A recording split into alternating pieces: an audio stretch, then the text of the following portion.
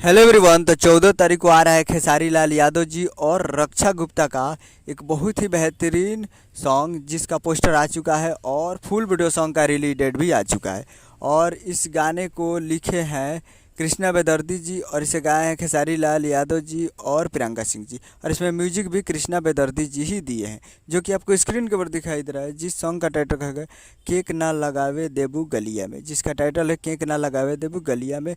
और वीडियो में है खेसारी लाल यादव जी और रक्षा गुप्ता जी, फिट में है रक्षा गुप्ता जी।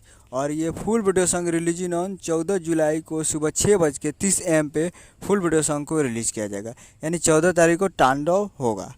तो 14 तारीख को तैयार रहिएगा। और एक मूवी का सॉन्ग है जिस मूवी का नाम है सन ऑफ बिहार, बहुत ही जल्द आप लोगों को देखने को मिलेगा। 14 तारीख को सुबह 6:30 AM पे फुल वीडियो सॉन्ग कैप्टन